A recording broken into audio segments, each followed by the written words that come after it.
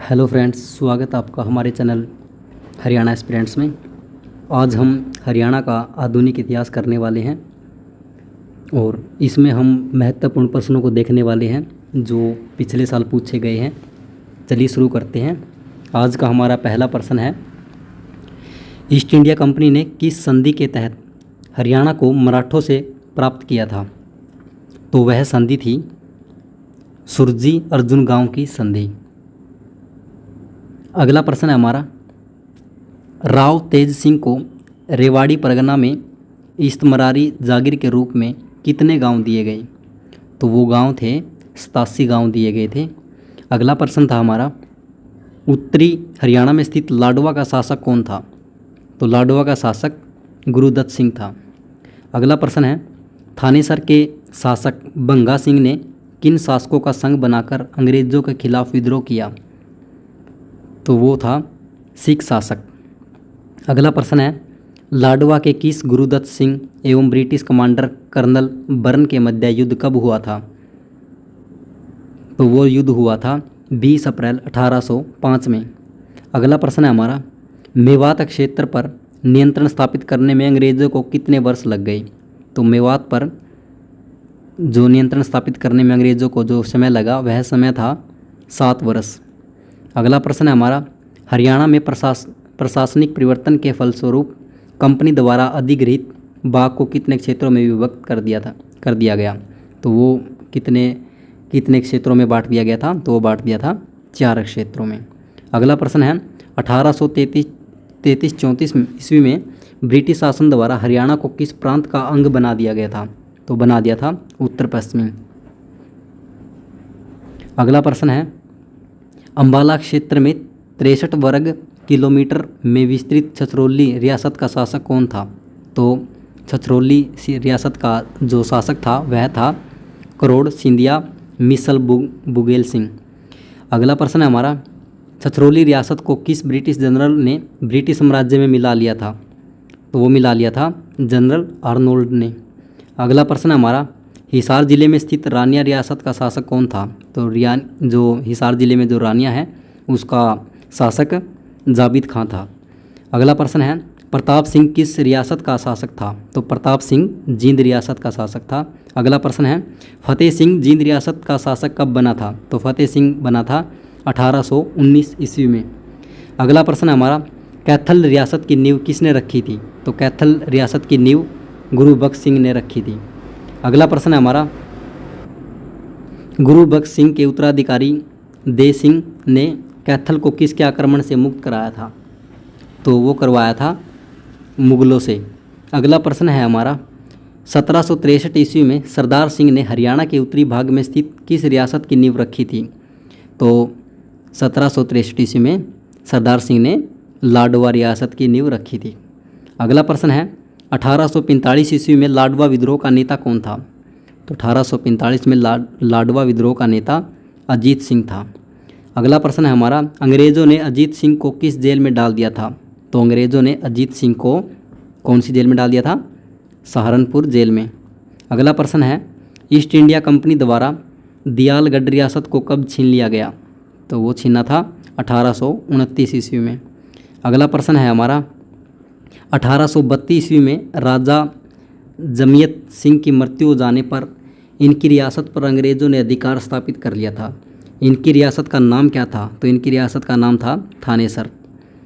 अगला प्रश्न है हमारा, 1851 ईस्वी में किस राजा की विधवा माई सुखन की मृत्यु हो जाने पर अंग्रेज़ों ने अधिकार स्थापित कर लिया था? तो वो किया था राजा भगवान सिंह ने। अगला प्रश्न हमारा, करनाल व कुरुक्षेत्र में सनातन धर्म की स्थापना कब की गई थी? तो करनाल व कुरुक्षेत्र में सनातन धर्म की स्थापना 1892 ईस्वी में की गई थी। अगला प्रश्न है, हरियाणा में 1857 की क्रांति सर्वप्रथम कहाँ से शुरू हुई थी? तो यह शुरू हुई थी अम्बाला छावनी से। अगला प्रश्न है, 1857 ईस्वी की क्रांति में हरियाणा के किस जिले का योगदान रहा? तो वो योगदान था गुरुग्राम का, हिसार का और रोहतक का। इसका ऑप्शन होगा ये सभी। अगला प्रश्न है हमारा, 13 मई 1857 को कितने सैनिकों का समूह दिल्ली से गुरुग्राम के लिए चला था? तो वो सैनिक थे, कितने सैनिक थे? 300 सैनिक थे। अगला प्रश्न हमारा, 1857 ईस्वी के आंदोलन के समय विलियम फोर्ड कहाँ का कलेक्टर था? तो विलियम फोर्ड गुरुग्राम का कलेक्टर था 1857 के आंदोलन के समय। अगला प्रश्न हमारा, साहसी रागड़ों द्वारा रोहतक जिले में क्रांति की शुरुआत कब की गई थी? तो वह शुरुआत की गई थी मई 1857 में। अगला प्रश्न है, हरियाणा लाइट इन्फेंट्री के सैनिकों ने 1857 ईस्वी में कहाँ से बगावत प्रारंभ की थी? तो वो की थी हिसार से और हांसी से और सिरसा से। अगला प्रश्न हमारा, 1857 ईस्वी की क्रांति में हरियाणा के किस क्षेत्र से हुकमचंद एवं मुनीर बेग ने क्रांतिकारियों का नेतृत्व किया था? तो वो किया था कहाँ से? हांसी से। अगला प्रश्न हमारा, पानीपत में 1857 की क्रांति का नेतृत्व किसने किया था? तो 1857 की क्रांति का नेतृत्व इमाम अली कलंदर ने किया था। कहाँ से? पानीपत से। अगला प्रश्न है हमारा, भिवानी में युवाओं की सुधर्मा बाल सभा कब स्थापित की गई थी? तो भिवानी में सुधर्मा बाल सभा 1890 ईस्वी में स्थापित की गई थी। अगला प्रश्न हमारा, 1857 ईस्वी की क्रांति के समय झज्जर का नवाब कौन था? तो झज्जर का नवाब अब्दुल रहमान खान था। अगला प्रश्न हमारा, 1857 ईस्वी की क्रांति के समय बल्लभगढ़ रियासत का जो शासक था वह कौन था? तो बल्लभगढ़ रियासत का जो शासक था वह था नाहर सिंह। अगला प्रश्न हमारा, निम्नलिखित में से कौन हरियाणा में बल्लभगढ़ का शासक था और भारत के स्वतंत्रता संग्राम में सक्रिय रूप से शामिल था? तो वो था राजा नाहर सिंह। अगला प्रश्न है, 1857 ईस्वी तक हरियाणा की सबसे छोटी रियासत कौन सी थी? तो हरियाणा की सबसे छोटी रियासत फर्रुखनगर थी। अगला प्रश्न है, फर्रुखनगर के किस नवाब ने 1857 की क्रांति में ब्रिटिश सेना से लोहा लिया था? तो वो लोहा लिया था किसने? नवाब अहमद अली खान ने। अगला प्रश्न है, हरियाणा की किस रियासत का जो पुराना नाम सरफाबाद था? तो वो सरफाबाद था बहादुरगढ़ का। अगला प्रश्न है, रेवाड़ी का यह राजा हरियाणा में 1857 के मुख्य नेताओं में से एक था, कौन था? तो वो राजा था राव तुलाराम। रेवाड़ी का राजा कौन था? राव तुलाराम। अगला प्रश्न है, 1857 ईस्वी की क्रांति के समय किस रियासत ने अंग्रेज़ों का समर्थन नहीं किया था? तो अंग्रेज़ों का समर्थन फर्रुखनगर ने नहीं किया था। अगला प्रश्न है, निम्नलिखित में से किस रियासत ने 1857 की क्रांति में अंग्रेज़ों को सहयोग दिया था? तो अंग्रेज़ों को सहयोग किसने दिया था? जींद ने। अगला प्रश्न है हमारा, 1857 की क्रांति के समय जींद रियासत का शासक कौन था? तो जींद रियासत की जो शासक जींद रियासत का शासक कौन था? स्वरूप सिंह था। अगला प्रश्न हमारा, कौन सी रियासत राजपूताना की बीकानेर एवं जयपुर रियासत के मध्य स्थित थी? तो वह थी लोहारू रियासत। अगला प्रश्न हमारा, 1857 की क्रांति के दौरान अमीनुद्दीन किस रियासत का शासक था? तो अमीनुद्दीन किस रियासत का शासक था? लोहारू का। अगला प्रश्न है, मुगल शासनकाल में पटौदी रियासत की सरकार के अंतर्गत एक परगना थी? तो वह थी रेवाड़ी सरकार। अगला प्रश्न है, 1806 ईस्वी में अब्दुल समद कहाँ की रियासत का पहला शासक बना था? तो जो अब्दुल समद था वो दुजाना रियासत का शासक था। अगला प्रश्न हमारा, अंग्रेज़ों ने करनाल जिले का प्रशासन चलाने के लिए असिस्टेंट कमिश्नर किसे बनाया था? तो वह बनाया था अहमद अली खां को। अगला प्रश्न है, अंग्रेज़ों को बहादुर शाह जफ़र के हुमायूं के मकबरे में छिपे होने की सूचना देने वाला मिर्ज़ा इलाही बख्श किस रियासत का शासक था? तो वह था सांपला असोदा रियासत का शासक था। अगला प्रश्न हमारा, निम्नलिखित कथनों को ध्यानपूर्वक पढ़ते हुए सही कथन का चयन कीजिए। जो छछरौली था यानी कि कलसिया रियासत वर्तमान में हरियाणा के उत्तरी क्षेत्र में यमुना नदी के पास स्थित थी, क्या यह बात सही है? 1857 ईस्वी के विद्रोह के दौरान छछरौली रियासत का शासक शोभा सिंह था। 1857 ईस्वी में दुजाना का शासक ढूंढे खां था। 1857 की क्रांति के दौरान कुंजपुरा के नवाब ने अंग्रेज़ों का पूरी तरह से साथ दिया था। तो इनमें से कौन से कथन सही है? तो इनमें से जो कथन सही है ये सभी कथन सही हैं। अगला प्रश्न है हमारा, पटियाला रियासत हरियाणा के किस भाग में स्थित थी? तो पटियाला रियासत उत्तरी भाग में स्थित थी। अगला प्रश्न है, किस रियासत के घनिष्ठ संबंध जींद रियासत से थे? तो वो रियासत थी पटियाला। अगला प्रश्न है, हाँ एक बात और है कि जो जींद और पटियाला जो रियासत थी इन्होंने अंग्रेज़ों का साथ दिया था 1857 की क्रांति में। अगला प्रश्न है हमारा, 1857 ईस्वी में किस रियासत के सिख शासकों ने अंग्रेज़ों की मदद की थी? जो सिख शासक था जिसने अंग्रेज़ों की मदद की थी वह था नाभा। अगला प्रश्न है हमारा, निम्न में से कौन सी रियासत पश्चिमी हरियाणा से संलग्न थी, यानी कि जुड़ी हुई थी? तो वह रियासत थी बीकानेर। अगला प्रश्न हमारा, किस रियासत की हरियाणा के दक्षिण में महत्वपूर्ण भूमिका थी? तो वो थी जयपुर रियासत की। अगला प्रश्न है, ब्रिटिश जनरल वैन कोर्टलैंड को किस स्थान की क्रांति का दमन करने के लिए नियुक्त किया गया था? तो वो किया गया था तोशाम रियासत का दमन करने के लिए। अगला प्रश्न है, किलफोर्ड के पश्चाताप निम्न में से किसने मेवात पर आक्रमण किया था? तो वो आक्रमण किया था जनरल सावर्स ने। अगला प्रश्न है, निम्न में से किस शासक ने जज्जर व फर्रुखनगर पर हमला किया था? तो जज्जर व फर्रुखनगर पर हमला किया था वो था सावर्स।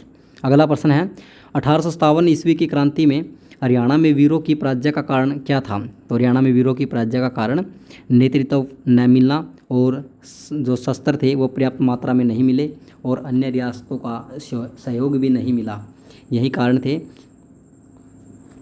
अगला प्रश्न है हमारा, उत्तर पश्चिमी हरियाणा का अधिकार क्षेत्र किस अधिनियम के अंतर्गत पंजाब प्रांत में मिला दिया गया? तो मिला दिया गया था 1858 ईस्वी के चार्टर एक्ट के अंतर्गत।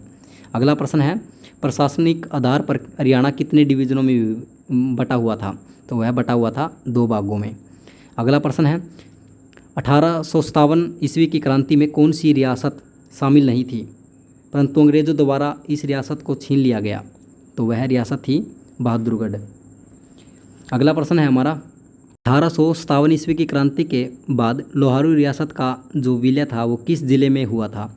तो वह मिला दिया गया था हिसार जिले में। अगला प्रश्न है, स्वतंत्रता के बाद पटौदी रियासत का हरियाणा के किस जिले में विलय कर दिया गया था? तो पटौदी रियासत को गुरुग्राम में मिला दिया गया था। अगला प्रश्न है, दुजाना प्रजामंडल का केंद्र कोसली के समीप नाहड़ था, इसके प्रमुख नेता कौन थे नाहड़ के? तो नाहड़ के प्रमुख नेता राव देवकर्ण सिंह थे। अगला प्रश्न है, नाभा रियासत का भारतीय संघ में विलय कब हुआ? तो नाभा रियासत का भारतीय संघ में वर्ष 1948 में विलय हुआ था।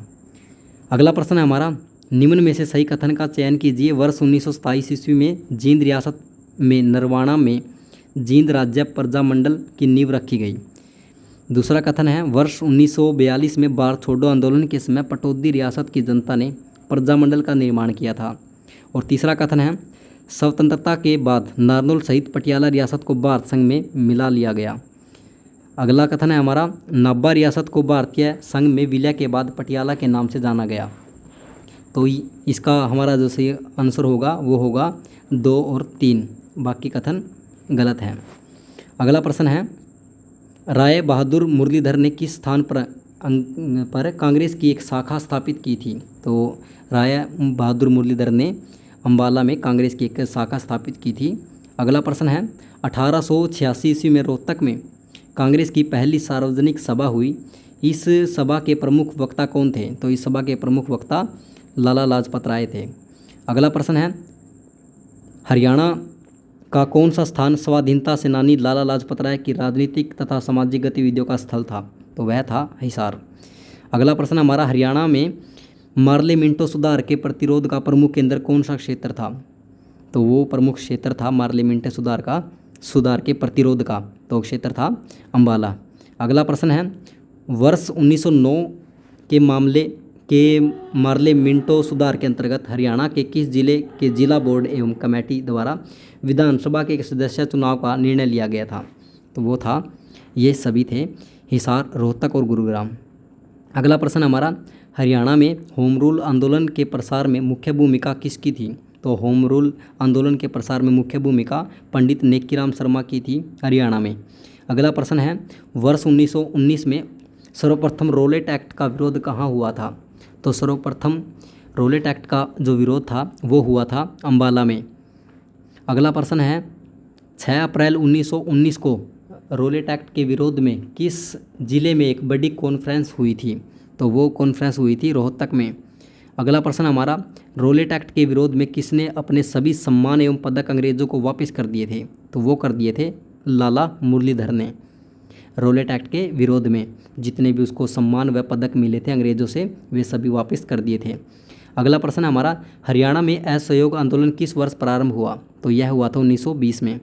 अगला प्रश्न है, असहयोग आंदोलन संबंधी प्रथम सभा का आयोजन हरियाणा में कहाँ किया गया था? तो यह आयोजन किया गया था सोनीपत में। अगला प्रश्न है हमारा, असहयोग आंदोलन के प्रमुख नेता हरियाणा में कौन थे? तो असहयोग आंदोलन के हरियाणा में प्रमुख नेता लाला लाजपत राय थे। अगला प्रश्न है, महात्मा गांधी ने रोहतक में जाट स्कूल का प्रारंभ कब किया था? तो महात्मा गांधी ने रोहतक में जाट स्कूल का प्रारंभ 16 फरवरी 1921 को किया था। अगला प्रश्न हमारा, रोहतक में चौधरी मातूराम हुड्डा की अध्यक्षता में एक विशाल सभा का आयोजन किया गया था। इस सभा को किसने संबोधित किया था? तो इस सभा को संबोधित किया था महात्मा गांधी ने। अगला प्रश्न हमारा, निम्न में से किसे असहयोग आंदोलन के दौरान गिरफ्तार किया गया था? तो वो गिरफ्तार किया गया था पंडित नेकीराम शर्मा को, दौलत राम गुप्ता को और लाला लाजपत राय को। तो इसका हमारा सही आंसर होगा ये सभी।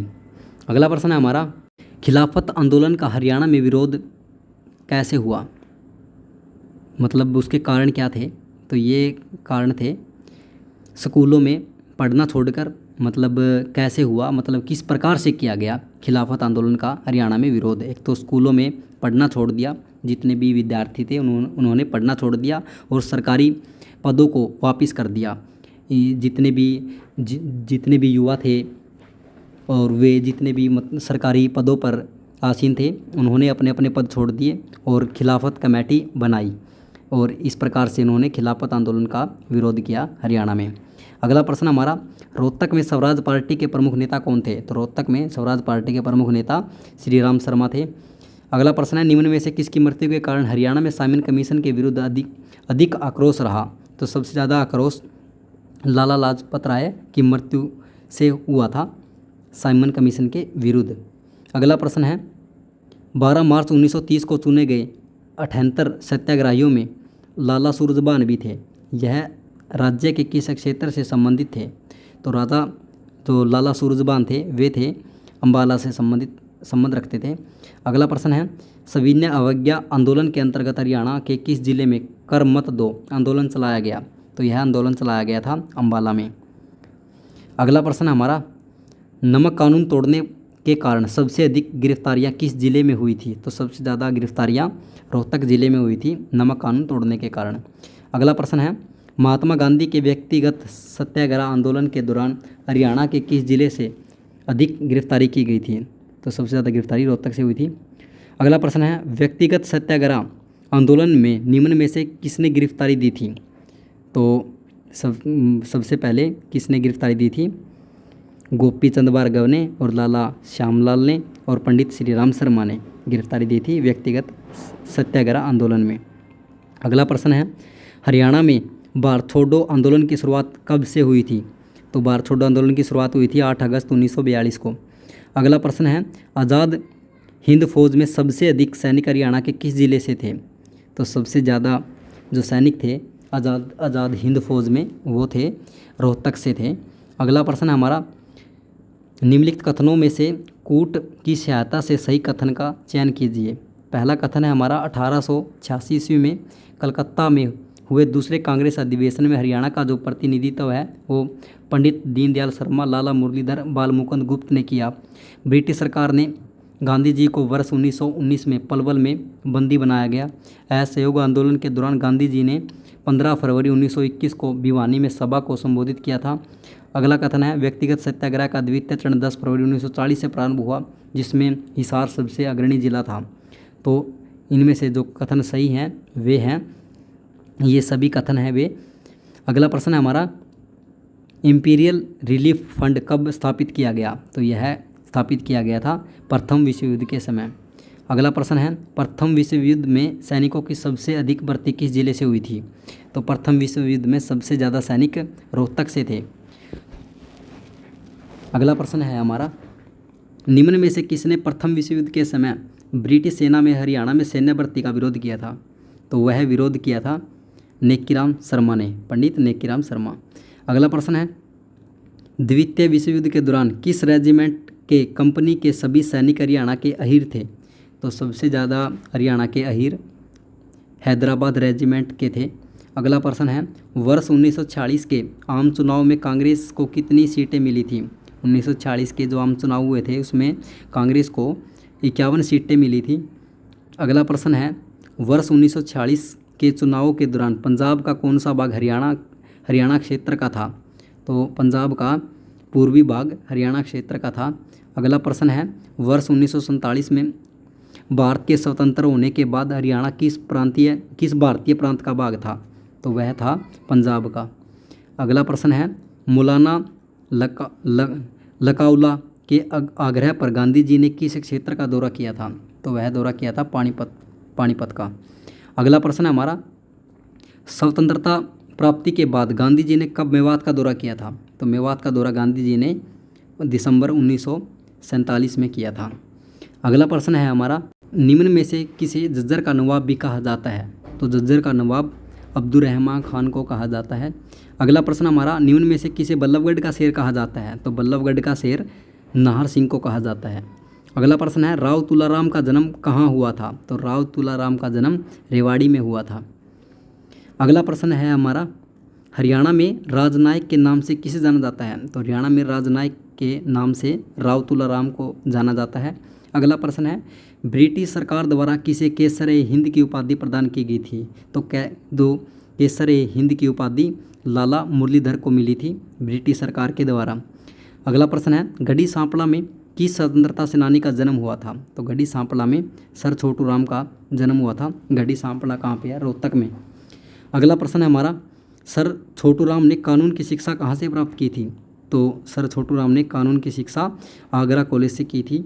अगला प्रश्न है, वर्ष 1916 ईस्वी में रोहतक से उर्दू साप्ताहिक जाट गजट का प्रकाशन किसके द्वारा किया गया था? तो उर्दू साप्ताहिक जाट गजट का प्रकाशन रोहतक से जो हुआ था वह किया था सर छोटू राम ने, जो कि वर्ष 1916 में किया गया था। अगला प्रश्न है, हरियाणा में वर्ष 1923 में जमींदार लीग की स्थापना किसने की थी? तो जमींदार लीग की स्थापना सर छोटू राम ने की थी 1923 ईस्वी में। अगला प्रश्न है, सर छोटू राम कौन थे? तो सर छोटू राम किसान नेता थे। अगला प्रश्न है हमारा, स्वतंत्रता सेनानी पंडित नेक्कीराम शर्मा का जन्म किस जिले में हुआ था? तो पंडित नेक्कीराम शर्मा का जन्म रोहतक में हुआ था। अगला प्रश्न है, पंडित नेक्कीराम शर्मा ने अपनी राष्ट्रवादी गतिविधियों को हरियाणा के किस क्षेत्र में केंद्रित किया था? तो वो किया था रोहतक में। अगला प्रश्न है, संदेश साप्ताहिक पत्रिका की शुरुआत किसने की थी? तो संदेश साप्ताहिक पत्रिका की शुरुआत पंडित नेक्कीराम शर्मा ने की थी। अगला प्रश्न है, हरियाणा केसरी का खिताब किसे दिया गया है? तो हरियाणा केसरी का खिताब पंडित नेक्कीराम शर्मा को दिया गया है। अगला प्रश्न है, अब्दुल गफ्फार खां भारतीय राष्ट्रीय कांग्रेस के सदस्य कब बने थे? तो अब्दुल गफ्फार खां भारतीय राष्ट्रीय कांग्रेस के जो सदस्य है वो बने थे वर्ष 1919 में। अगला प्रश्न है, पंडित श्रीराम शर्मा का जन्म किस जिले में हुआ था? पंडित श्रीराम शर्मा का जन्म झज्जर जिले में हुआ था। अगला प्रश्न है, हरियाणा तिलक अखबार कब शुरू हुआ था? तो हरियाणा तिलक अखबार वर्ष 1923 में शुरू हुआ था। अगला प्रश्न है, हरियाणा तिलक साप्ताहिक पत्रिका के संपादक कौन थे? तो हरियाणा तिलक साप्ताहिक पत्रिका के संपादक श्रीराम शर्मा थे। अगला प्रश्न हमारा, सुचेता कृपलानी हरियाणा के किस जिले से संबंध रखती थी? तो सुचेता कृपलानी अंबाला जिले से संबंध रखती थी। अगला प्रश्न है हमारा, सुचेता कृपलानी उत्तर प्रदेश की खालिस्तान महिला मुख्यमंत्री थी। तो वह पहली मुख्यमंत्री थी। सुचेता कृपलानी उत्तर प्रदेश की पहली मुख्यमंत्री थी। अगला प्रश्न है हमारा, सुभाष चंद्र बोस द्वारा अक्टूबर 1943 में आज़ाद हिंद फौज की आर्म्ड कार्प्स कंपनी का जो कैप्टन था वो किसे बनाया गया था? तो वो बनाया गया था फतेह सिंह को। अगला प्रश्न हमारा, नवयुवक सभा की स्थापना किसके द्वारा की गई थी? तो नवयुवक सभा की स्थापना बनारसी दास के द्वारा की गई थी। अगला प्रश्न है, हरियाणा में सामाजिक एवं राजनीतिक स्तर पर नवीन चेतना जागृत करने का श्रेय किसे दिया जाता है? तो वो श्रेय दिया जाता है आर्य समाज को। अगला प्रश्न है हमारा, स्वामी दयानंद सरस्वती ने हरियाणा के रेवाड़ी पहुंचने पर सर्वप्रथम क्या प्रारंभ किया था? तो स्वामी दयानंद सरस्वती ने हरियाणा के रेवाड़ी पहुंचने पर सर्वप्रथम गौशाला बनाई थी। अगला प्रश्न है, फरमाना तथा खटखड़ आर्य समाज की स्थापना किसने की थी? तो इसमें आर्य समाज की स्थापना की थी स्वामी श्रद्धानंद ने। अगला प्रश्न है, निम्न में से असुमेलित है आर्य समाज की स्थापना वर्ष? तो कौन है? कोसली 1895। अगला प्रश्न है, आर्यों के समालखा आंदोलन का नेतृत्व किसने किया था? तो आर्यों के समालखा आंदोलन का नेतृत्व फूल सिंह ने किया था। अगला प्रश्न है, किस आंदोलन से प्रभावित होकर हरियाणा के हिंदुओं ने प्रदेश में सनातन धर्म सभा की स्थापना की थी? तो वो था आर्य समाज। अगला प्रश्न है, किसने झज्जर में रिफाए आम सोसाइटी का गठन किया था जिसमें हिंदू एवं मुस्लिम दोनों समुदाय के लोग शामिल थे? तो वो था पंडित दीनदयाल शर्मा। अगला प्रश्न है, झज्जर में प्रथम सनातन धर्म की स्थापना किसने की थी? तो वह स्थापना की थी दीनदयाल शर्मा ने। धन्यवाद दोस्तों, ऐसे ही वीडियो देखने के लिए चैनल को लाइक, सब्सक्राइब और शेयर ज़रूर कीजिएगा। धन्यवाद।